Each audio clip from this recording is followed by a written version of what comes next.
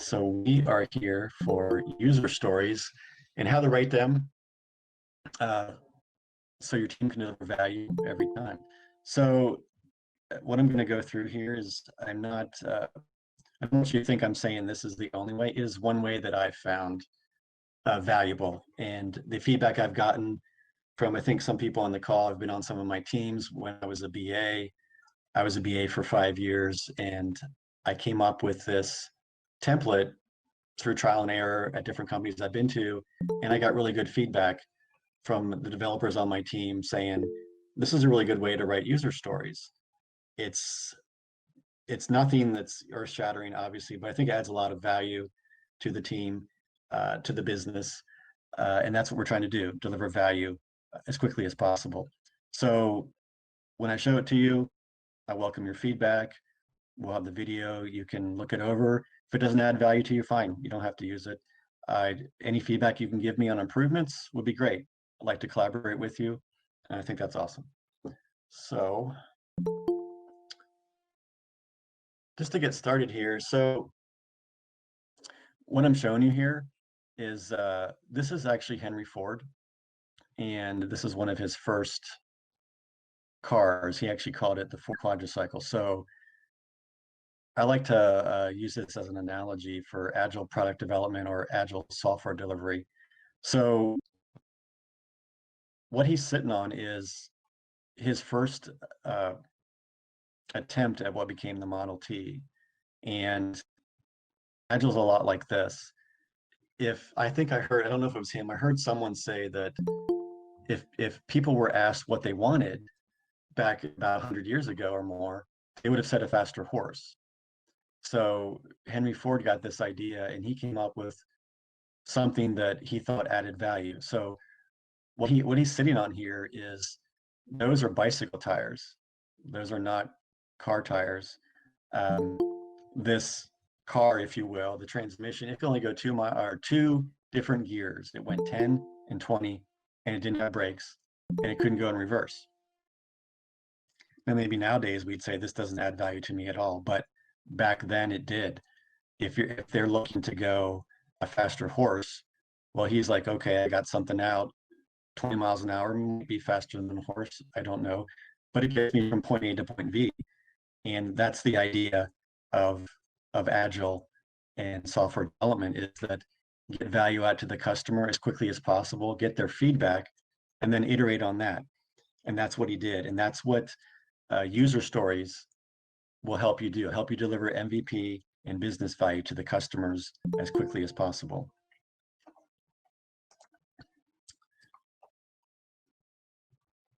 So now, a couple things that we're going to talk about user stories are some problems with user stories that I've seen, and I think that a lot of you've seen out there working on Scrum teams mainly.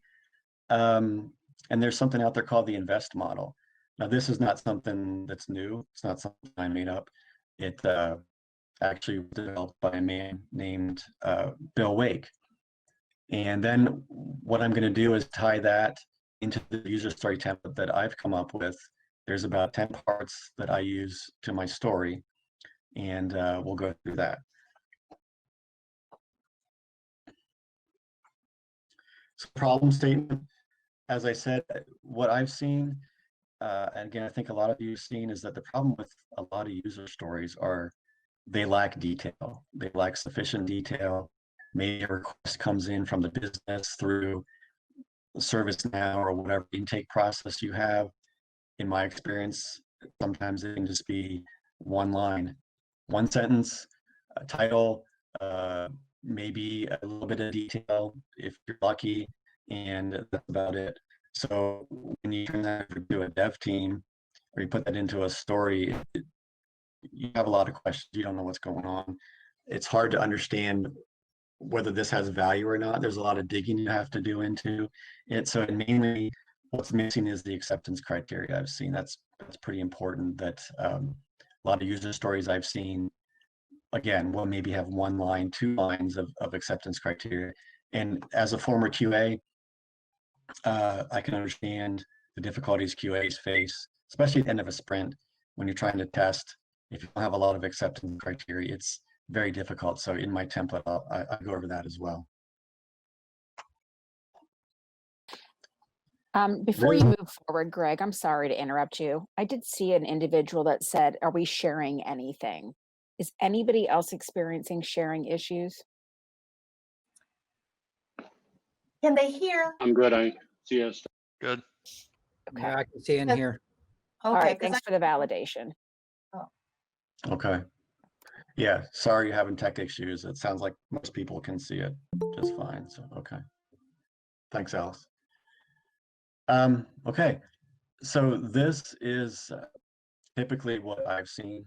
And I think if you're like me, a lot of folks out there who have worked in Scrum teams and get a story, user story, whether you're a dev, QA on a team, is a title, a description, maybe, and some acceptance criteria. This is typically what I've seen.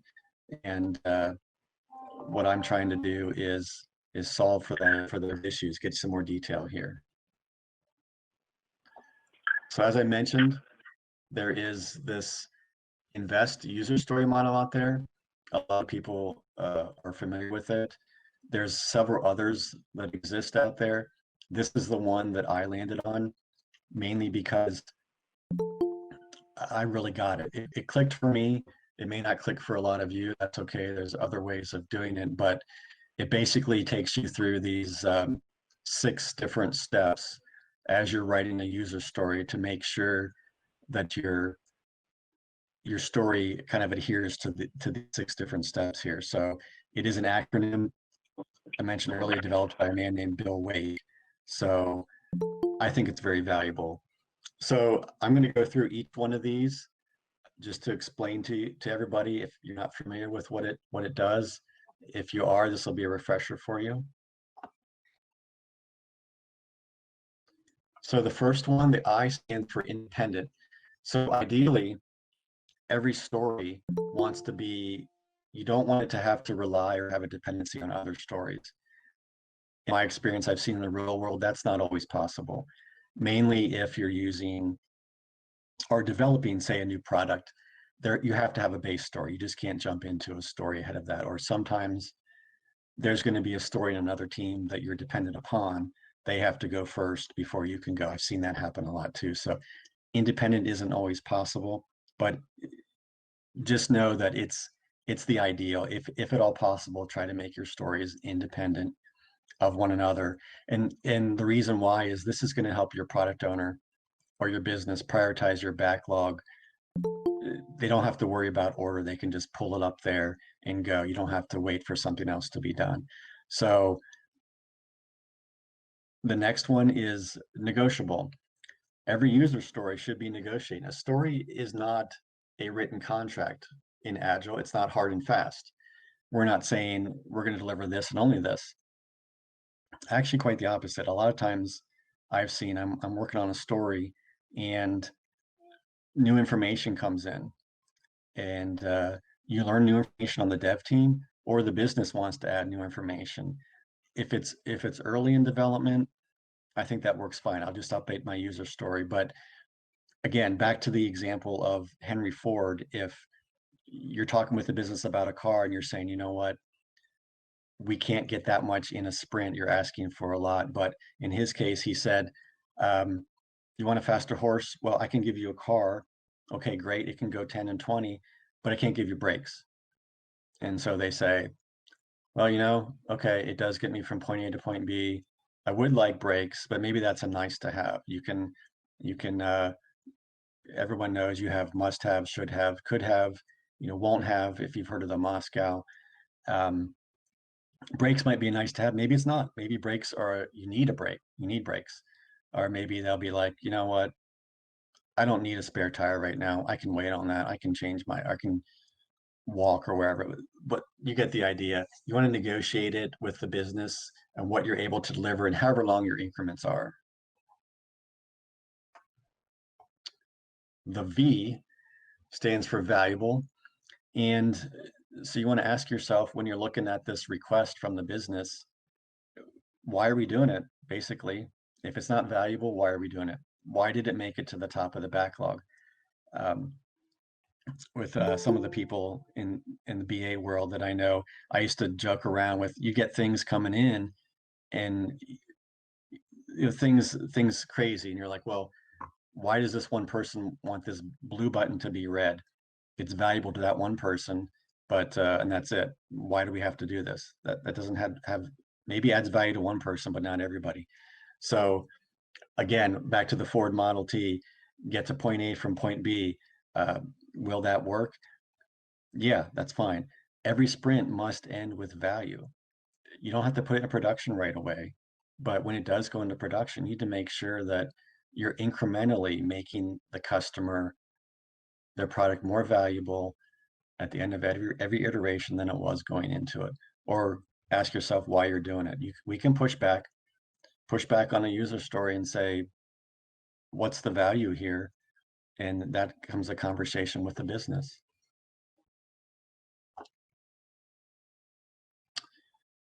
Now, the E stands for estimable.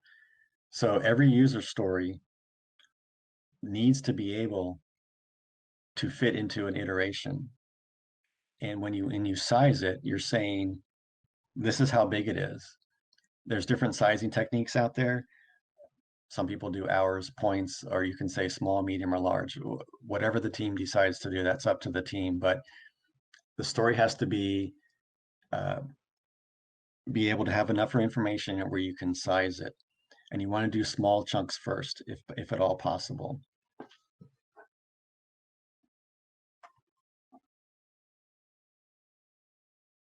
Small, again, kind of touched on that. Small enough to fit into your iteration, whatever your iteration length is. If you're using Scrum, typical is 2, but there can be 3 or 4 lengths as well. Small enough means to do the dev work and the QA work all in the same iteration, whatever your definition of done may be. Each team is going to have their own definition of done. So whatever it takes to get a story done, you ideally don't want to carry it over from iteration to iteration. That's not ideally Scrum. It's going to happen. It happens to me on Scrum teams more often than I'd like to think it should, but that's the team will get better and improve on their sizing. So you definitely don't want to do gold plating in the beginning. You want to look at MVP. Again, the most valuable. Every time you deliver something, it's going to be build on something and deliver the most value to the customer in the shortest period of time. Hey, Greg, if I could interrupt you Yep. just for one moment. We Go do have a question coming through chat versus the Q&A poll. So just quickly, guys, if you do have questions, please use the Q&A poll. However, through chat, we did have a question about what is spike history? Some people may not be familiar with that. Can you give us a little bit more information there? Spike history, I don't know what you mean by history, but I know if you're asking me what a spike is, a spike is usually something that happens in a sprint where the team doesn't understand something. They want to do some research. So I'm familiar with the term research spike, if that's what you're referring to. So a spike would be a user story. You don't have to point it. Some teams do, some teams don't, but you're going to time box it. You're going to say, I want to spend 5 hours looking into something. Say it's a new technology, nobody understands it, or you need to understand something. And the main thing with the spike is you want to have an outcome. So when you write the spike story, you probably don't need to go through everything I just showed you here, although some of those things could be helpful. But the main thing I've seen is at the end of the spike, you want to have outcomes. You want to say, I got some information. Now we can go forward with a user story and follow the process. Or you want to say, okay, I learned what I learned. Maybe we don't need a story now. We decided something we can't do or something we can't do now. So there should always be an outcome. So that's what I know about spikes. I'm not sure what you mean by history, but that's my understanding of research spikes. Yep, we're in line with that. Thanks, Greg. Okay, sure, thank you. So the last letter in the invest is the T. And as I mentioned early on, the testable, again, I was a former QA before I was a BA for a couple of years, and I would definitely sometimes I would get nothing to test, literally, and lucky to get a sentence. And I have to run around and ask people, what am I supposed to test here? I think I know, but that's not good enough. You need to tell me what to test. What does the business want? So, and this comes from having uh, acceptable acceptance criteria, right? Quality acceptance criteria, something there. Excuse me. And this helps us validate that we did the right thing, that this is what the business wants. You're usually going to go through a QA environment, staging environment, and then all the way to production. And then we even have post-production testing to do smoke testing, that type of thing. But again, here, if in the example of the Henry Ford car, if we added brakes, and then we need to have some testing criteria for brakes, right? You can think of a gazillion. I can think of a million different scenarios. So I want to be able to test at different speeds, right? I want to be able to test in the rain, or um, I operate under something called a happy path, which means, okay, this is what I can do. And then exception handling. So things like, what happens if I'm in a website and I click a link and I get an error box? What do I want that error box to say? What are my options? Okay, cancel. And what happens after I get through that? How do I resolve it? Things like that. Um, these are things that I've actually seen QA. They want to know this. They come to me and they would ask me, I'm getting a text box. What do you want me to say? I put that in my acceptance criteria, and just plan out the path there. So, but if it's not testable, it doesn't meet your definition of done. I think that's a big problem. So now that is through the invest model. So if you're like me, when I first saw that, I said, okay, great. I can write some acceptance criteria and maybe I got a few other things, but what does that really look like in a user story, in the real world? You're telling me independent, you're telling me testable, sizable, things like that, but how do I write that in a user story? I think that's a lot of problems that I've seen. So I'm going to show you this little template I came up with. It's a 10-part template, and kind of use it as a checklist, um, all the way from the title down to the acceptance criteria there. So I'm not saying that you have to use every single section, because you might be thinking, we don't have time to do all this in a user story. I would push back on you and say, you're going to need to take the time, then you're doing too much, you're bringing too much into your sprint. Because normally the way I would work is I'm working on two different things during a sprint. So if I'm writing a story and I'm going through this for the first time, this story is not going to be in the current sprint for sure. It shouldn't be. You should already have that pointed out and planned out. The stories I'm working on where I'm using this template were coming for the next sprint or the sprint after that. So 2 to 4 weeks out. So you should have plenty of time. You may not have a BA. If your team is fortunate enough to have a BA or a PO, usually would write these stories. They should have time.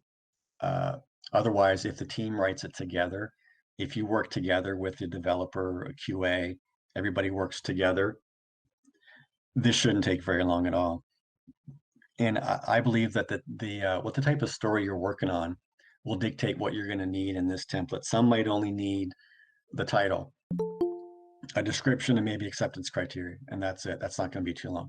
More in-depth stories, I can say, yeah, I've actually probably worked on one story for really more complex work, an hour or more.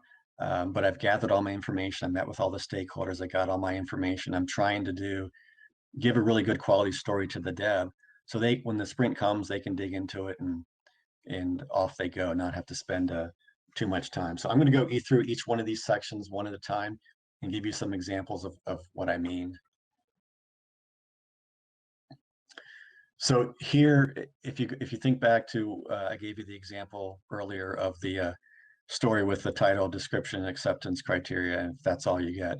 So a couple mistakes in the one at the top that I've seen is the title is basically says the solution. And as a BA, we don't solution, we just say the what. The how is up to the developers. So I've been in, depending on what environment you're in, I've been in environments where I would write stories of the what, and some developers would come to me and say, what do you want me to do? And I said, I don't know.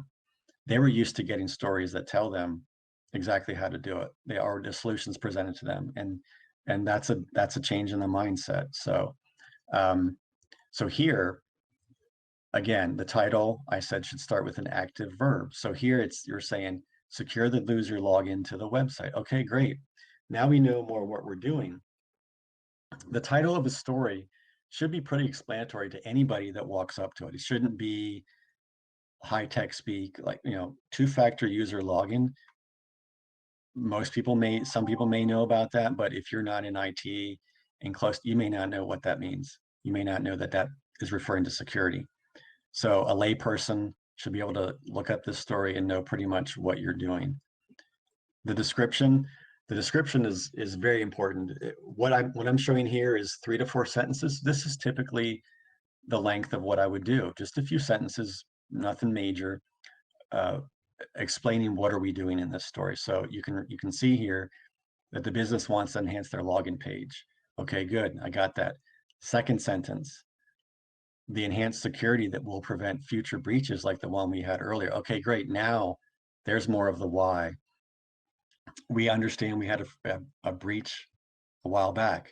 Okay, the dev gets this, they might, yeah, that's right, and it sucked. I was called in, I had to help fix that. Yeah, I don't want to go through that again. That's some good motivation. It really helps my experience if the whole team, the dev team, understands the reason for doing a story, because they're the ones coding it and they want to know that they're doing something valuable, important, right?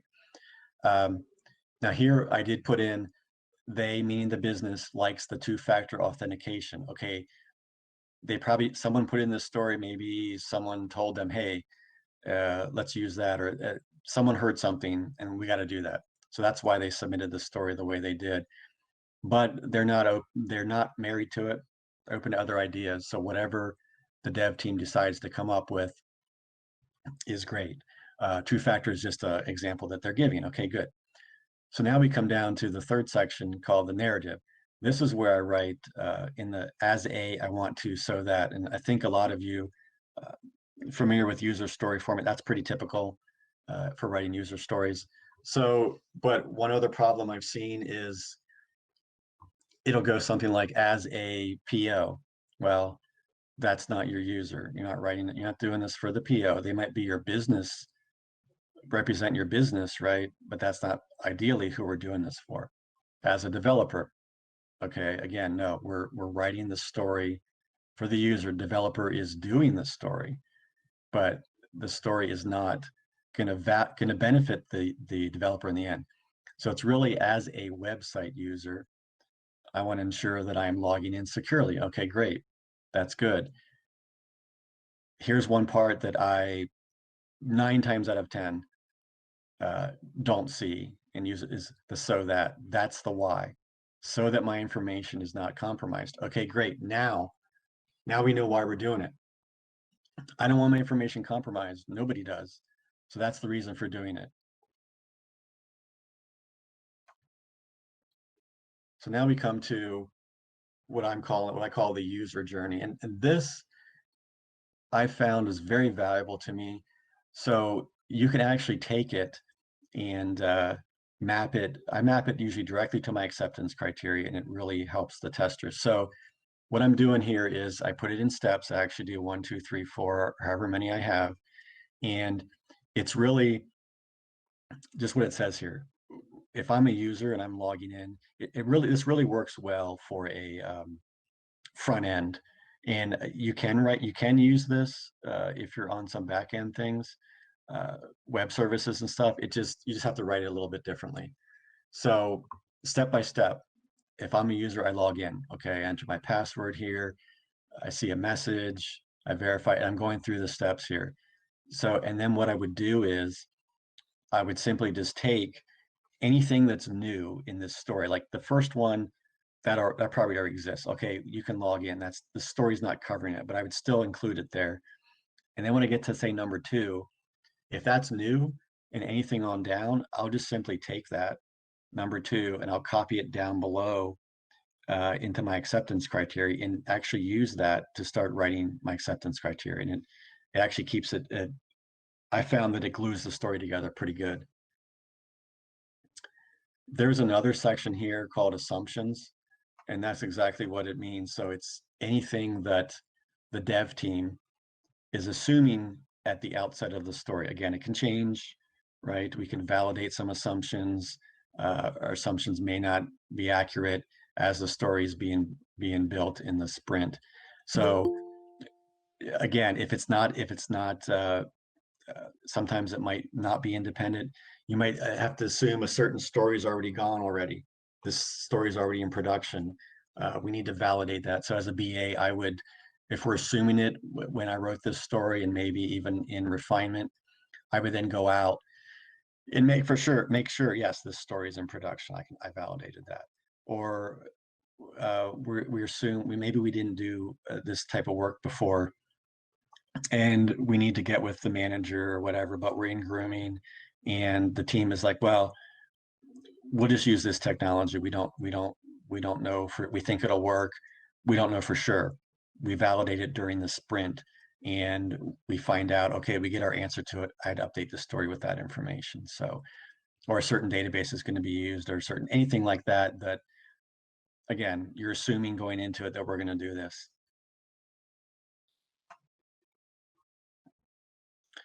Now I come to an open questions section. So inevitably, as I'm building the story, I may come up with questions, but usually these are questions that I've gotten from the team about the work that they want me as a BA to get answered from the business. So what I would simply do is just list the questions here, bullet point, question by question, and as I get them answered, I would go in and put the answer right next to the question. And sometimes I would just put a line through it, or I leave the question in red. And once I got an answer, then I would turn it black with the answer. But I found this worked best for me.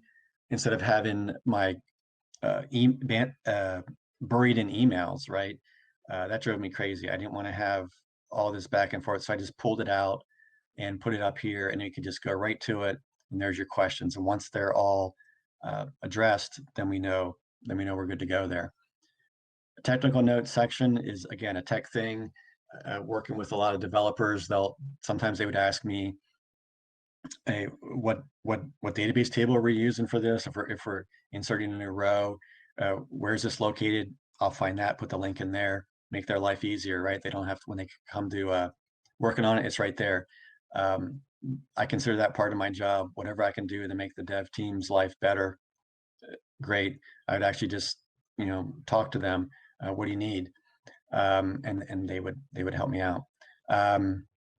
Here again, if in the example of this story, if we are in fact going to need two-factor authentication, and this is for security, well, guess what? We need help from the IS team, right? Okay, good.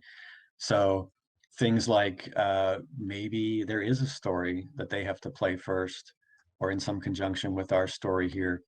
We need to work pretty closely with them, right? We might need other things set up to get this done. They have a story in their sprint maybe that needs to be moved up, so there's a dependency, and that kind of feeds into the next section, dependencies and notes. I would list that there too. Anything, again, notes, just kind of like a general section, catch-all is how I would use that. Anything that it's anything that I feel is important that someone needs to know about the story. Some information I have in my head, something that I've gathered because I was a BA talking to stakeholders every day, something that I feel that's really important that someone needs to know when they're working on this story.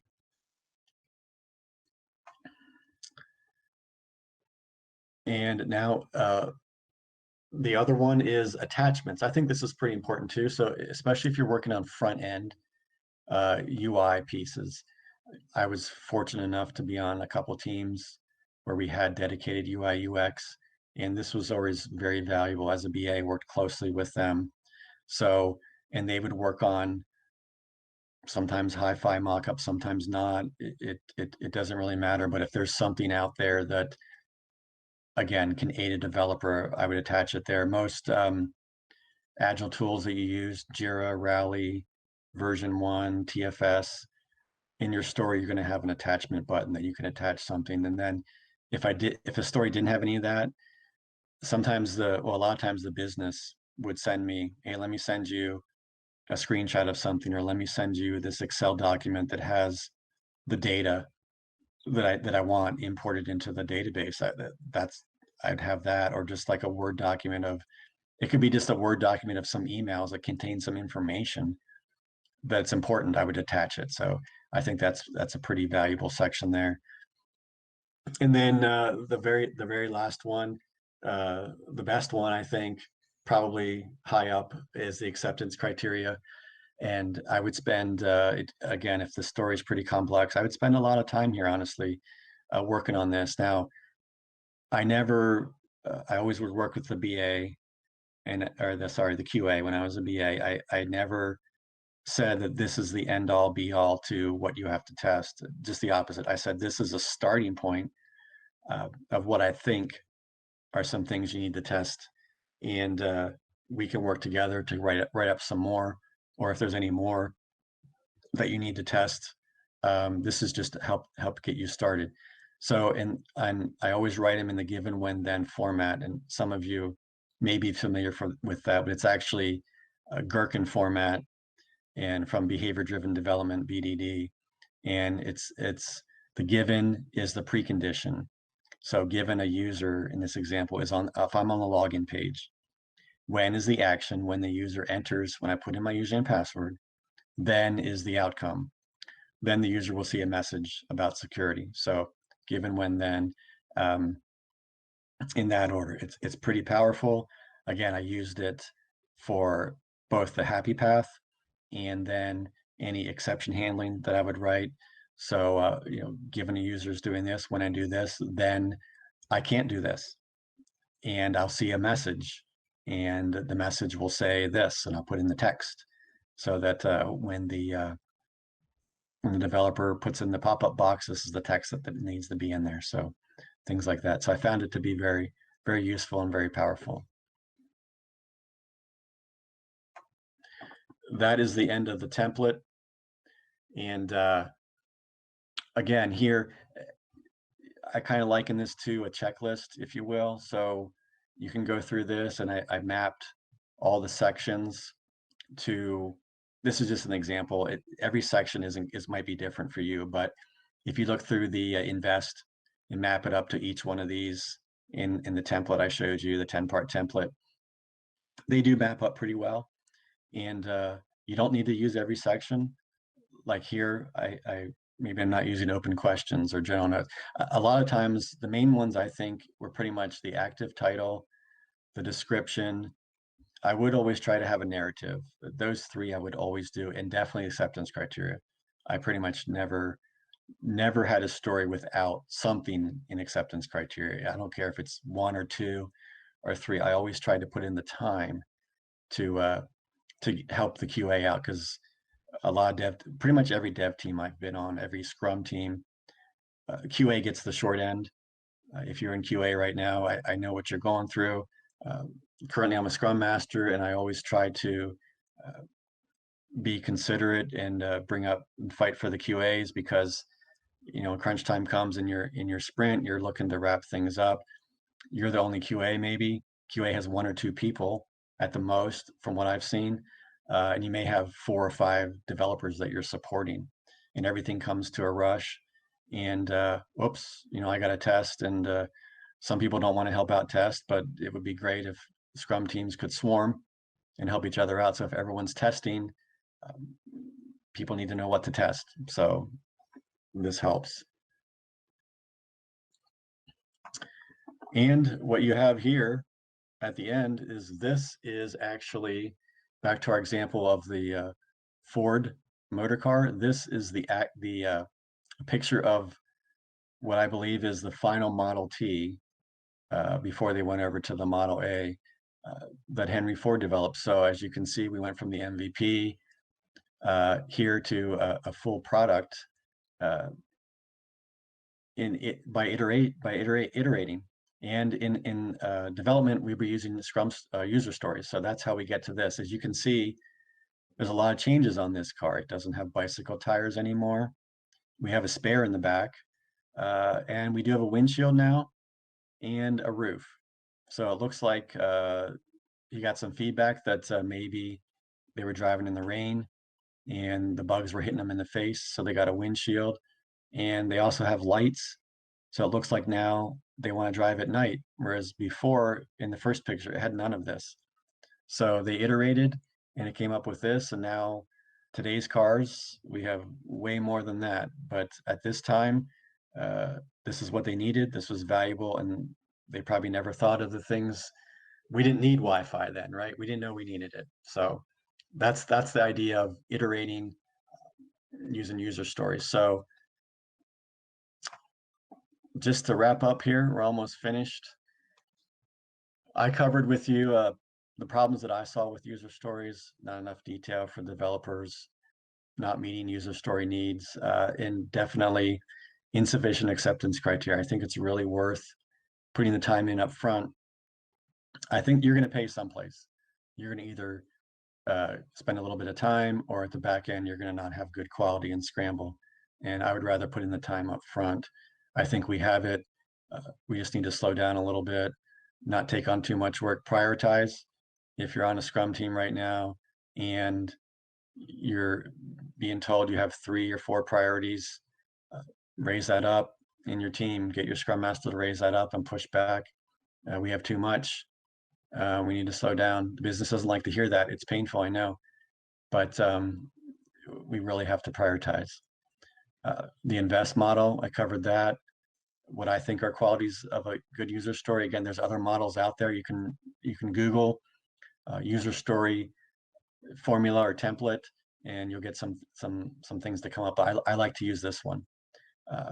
And then my user story template, I covered how to decompose from the invest model using the 10 areas that I have. And again, I think it's been very well. I've used it at 3 or 4 different companies that I've been at, and I've always gotten very positive feedback. And I have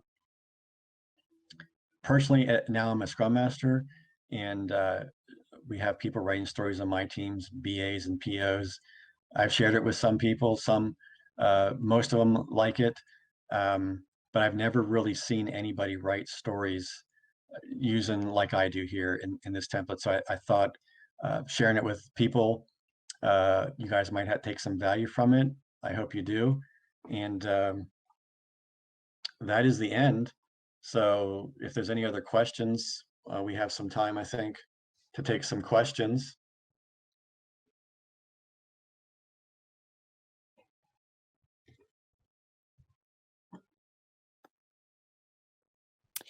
Hi, Greg. It's Alice again.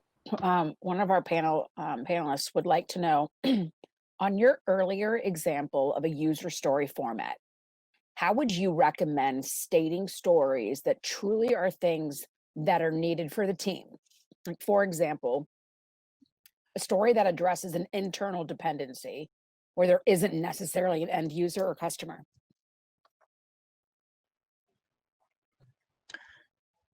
There isn't a how would I write the story in my template? Is that the question? It's the question was, how do you recommend starting stories that truly are things that are needed for the team? Oh, just for the team. Sorry. Correct. Just for, and there's no external customer. Correct. Okay, No yeah. end user or a customer. Correct. Got it. So yeah, and yeah, that's a good point, because I had said don't write as a developer, right? So got it. Yeah. I've come across those. The biggest challenge for me was when I was on, because ideally Scrum teams should be the full stack, right? Front to back. I was writing for a team that was just back end. They didn't do front end. And that threw me for a while, because I'm kind of like, okay, well, I can't write this the same way I did here, kind of like you're saying. So if it's truly for the team, you can probably strip out some of this. You may not need to have the narrative as I want to, so that you may not need to write that in that format. I would still recommend having your active title and definitely your description, what you're going to do. I would still put it in the active voice there. And maybe you may not need the user journey if it's some refactoring of code. There's a lot of things that I understand that dev teams have to do. The technical notes, it might be where you would focus a lot of your energy on. If it's for the team, that could be pretty heavily, and you're probably going to want to talk to the dev members a lot and flesh it out. But a lot of times I found is that the devs know what they need to do, and they may not be real interested in giving you a lot of detail. But if you can think about like this, yeah, people want to get through the story and get it done, right? But think about it being as you know something that you're leaving behind, an artifact, right? They call it in Scrum. This is an artifact. So if me or Alice or somebody on here, uh, we're coming back, we're looking through your stories, we want to figure out what did you do. Just having a one line there, refactored code, blah blah blah, that may not be enough. If you can spend some time there saying, well, we went in and we did this and we did this and we did this and this is why we did it, right? The why, this is why we did it. We didn't just do it just because we thought we needed to do it. We did it because we had to get this done because it helped us get this other story done, or something like that. And except you may not need acceptance criteria. It depends. If it's something just technical, you're going in to make a change, you may not have acceptance criteria that you may not. I found that too. Maybe it's something that you maybe you really can't test. That happens too. So you may not want to take that out. But taking screenshots if you can, of if you're doing something on the back end, maybe you made a change in a database table and you want to show the before or the after or something like that. But that's kind of what I would recommend. Again, let the story, let the content of the story dictate which one of these parts that you need to use. Thank you, Greg. Sure. Anything else? We've got some time.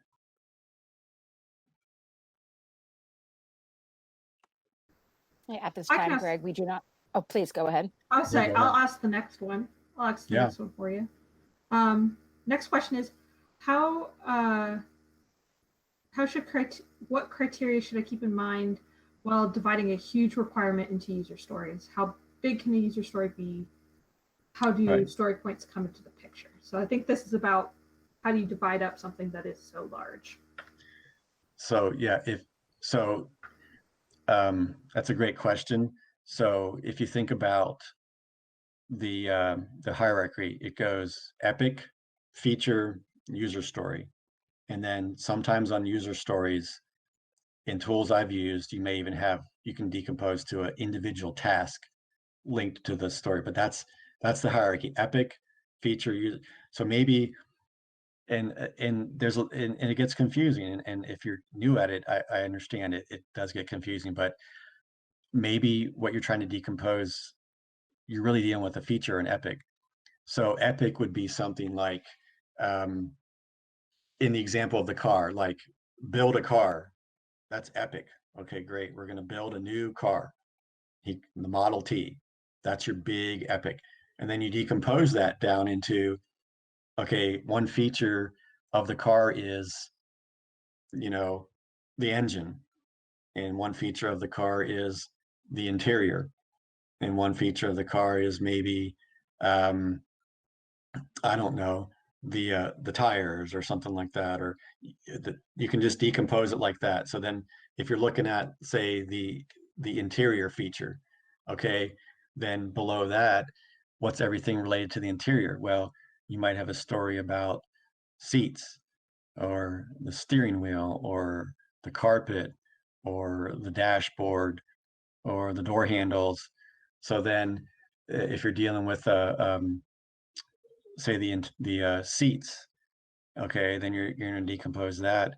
That's your user story, and you're going to talk about the color of the seats, what's it going to be made of, things like that. So you just have to keep breaking it down. So uh, it takes some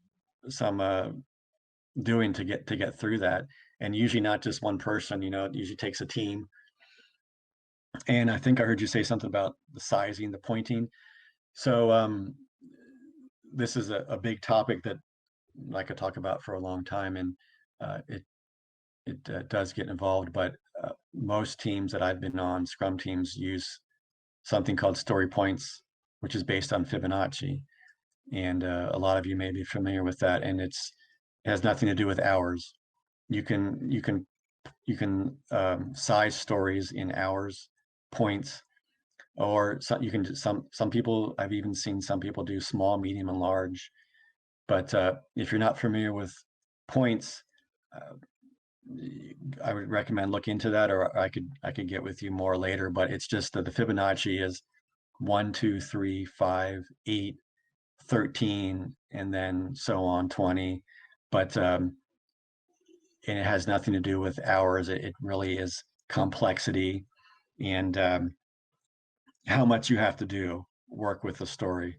So and you want to make sure your user stories are, ideally you don't want to have just a UI story, or adding a new button. You want to have it go all the way through the stack down to the back end. You ideally don't want to just have a back end story that's doing a web service. You want to have the full stack front to back.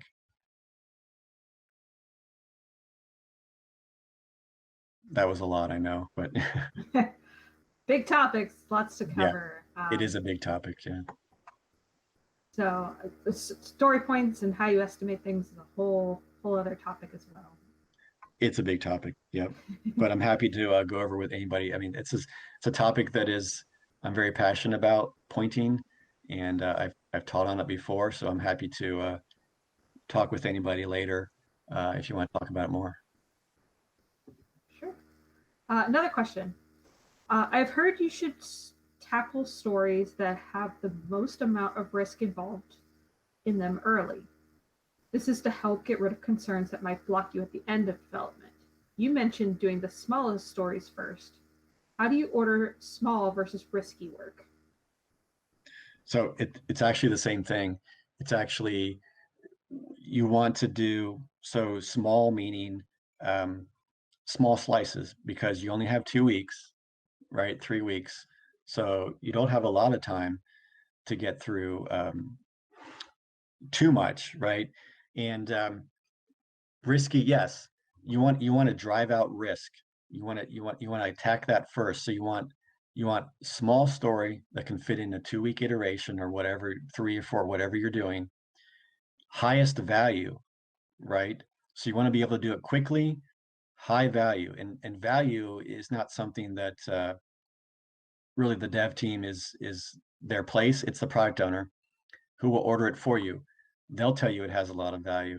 They will also tell you that it has a lot of risk. You want to drive out the risk quickly. So the answer to your question is, it's all three: small, high value, drive out the risk.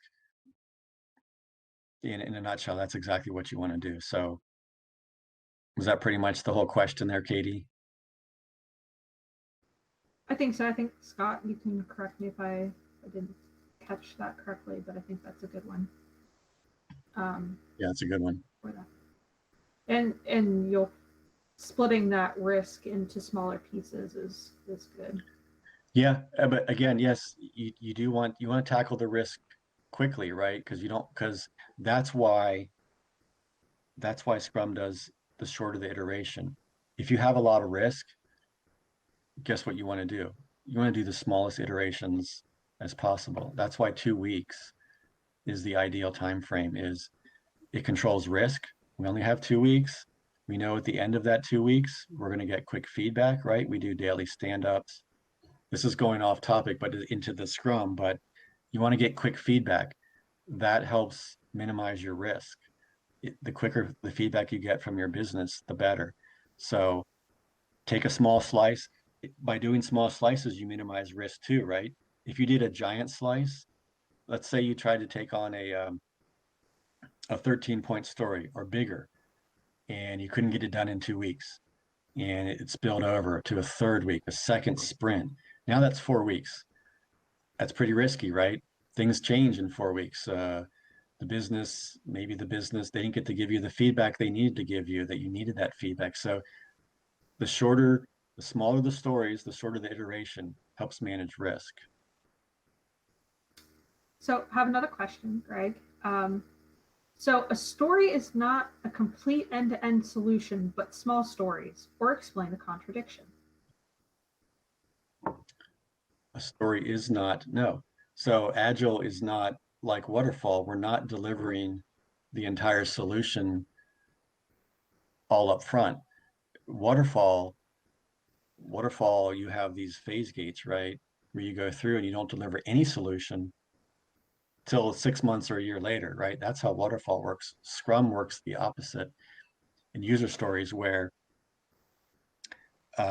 it's actually not really a contradiction. You're delivering a small piece of the overall solution to get quick feedback from the end user base or the business, so that you can pivot if you need to. Because if you're going down the path in Waterfall, you'll be working on something, not getting any feedback, thinking you're on the right path, and then at the 6 months later, they come to find out, oh my gosh, this is not what we wanted at all. Scrum does it just the opposite. Agile does it just the opposite, where they want to fail fast. Failing is okay. I'd rather find out that I failed in 2 weeks rather than wait for 6 months. So it's actually not a contradiction. It's a small part of the larger solution, delivering it in small increments. That's why it has to be valuable, right? The most value, because if you work on something that, what if Henry Ford had put the spare tire on the back of the car and found out that no one cared about that? Or what if he put other things on the car that, headlights? Well, no one drives at night. What if that was the case, and he wasted his time? So it's actually very valuable to work in small chunks. Next question is, new to Scrum, how are stories delivered? Via software, Word, Doc, Post-its? Oh, yeah, great. Good. That's a good question. Awesome. Again, it depends. Most companies nowadays are using Jira, Rally. I've used version 1, EFS. There's a bunch of others out there. These are agile tools that you'll be able to go into and create epic feature user stories, like I mentioned earlier. But in place of that, you're exactly right. Actually, user stories first started with a like index card. There's this idea of a card, just writing as I want to on the front, on the back, some acceptance criteria, right? Just to get the conversation going. That's what it's all about. And you could put up a simple Scrum or Kanban board on a wall. I've done that before with a piece of paper, and put your columns in there and put a card there. If that's all you have to deal with, or that's what you have to work with, great. Don't let the tool, I would say, don't let the tool get in your way.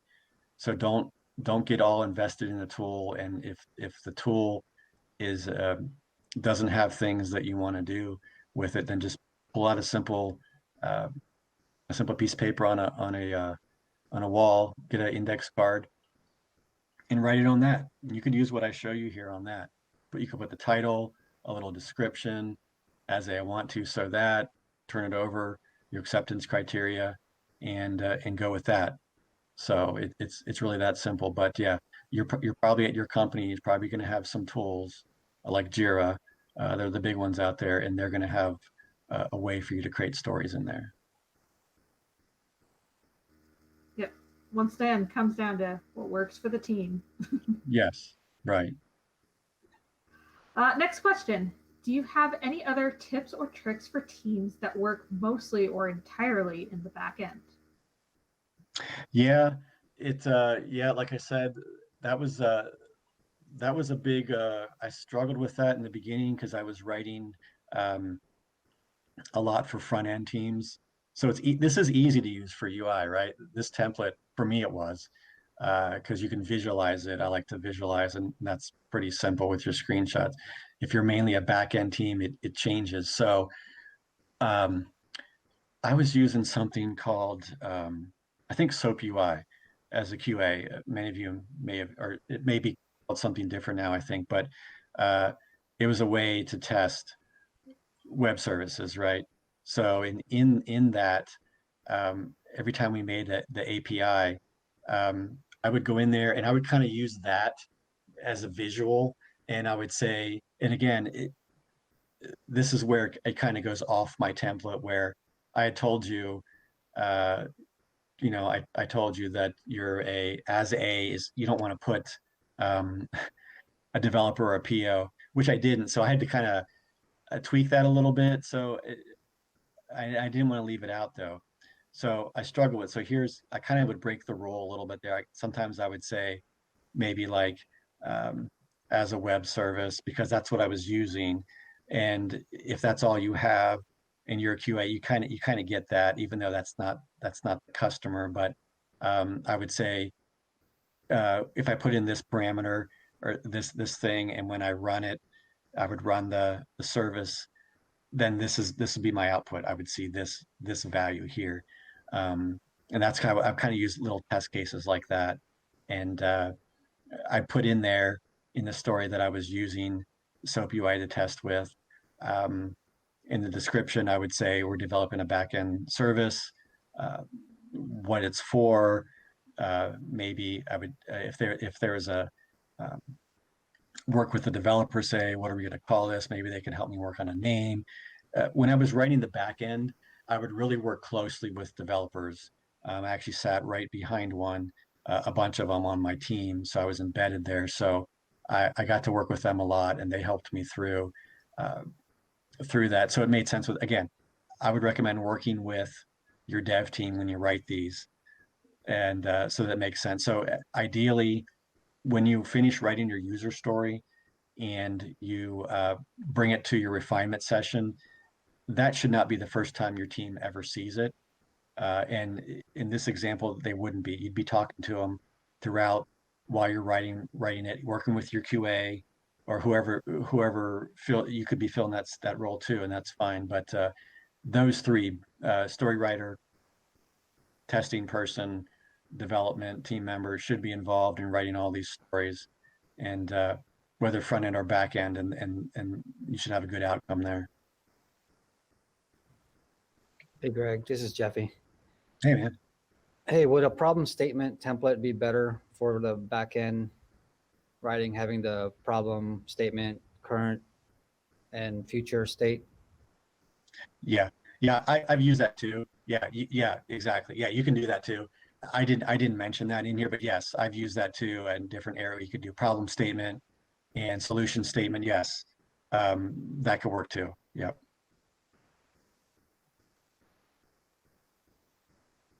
Okay, next question. Uh, much of application testing is done using automated tools. Does the testable step apply to automated testing, or is it an end user test executed by a person? No, it can be both. I started this with as manual testing, yes, but no, it can definitely work with a automated test too. So actually, it can. I found that it can be very helpful because you have the narrative there, and when you're writing your test cases to automate, it's especially if it's something right like it's a UI thing, something that's always going to be there. No, you can definitely use this. Actually, the acceptance criteria is written in BDD Gherkin, which yeah, it should be very helpful. So no, yeah, you can use this for automating as well. Sure. I've actually QA have told me that it's helped them when they're writing their test cases and building automated tests. Yeah, that it helps them a lot. Cool. There's a question to ask to repeat the statement one again, the problem statement, solution statement. What particular format is that Jeffy was talking about? Oh, he was talking to me about problem statement and solution statement. And he's exactly right. And I think I may have even done it. Jeffy and I worked together. So you could have, like if in your story, you could put a problem statement, like kind of like a description, I guess, if you would be, what's our problem? Like in this case, in this story here, our problem is that our security is weak, right? And we had a breach and we want to fix that. And then usually if I was a BA, I would say possible solution or potential solution because you're writing this and a developer is going to pick it up and you don't, and it's the what, not the how. And I would say possible solution statement would be two-factor authentication. The business likes this, or something like that, because when they get in there, you never know. For one thing, they know a lot more than I do. And for another thing, if you put in the solution and they go to and you tell the business, okay, we're going to do two-factor, and what happens if the devs get in there and they're like, and you size the story for two-factor, and they get in there and they're like, we can't do this, or this is too big, or I got it, I thought we could, and but now we can't, and then guess what? You got to stop. You got to go back to the bit. Oh, we can't do that. It just causes waste and confusion. So that's why I would recommend just saying possible solution.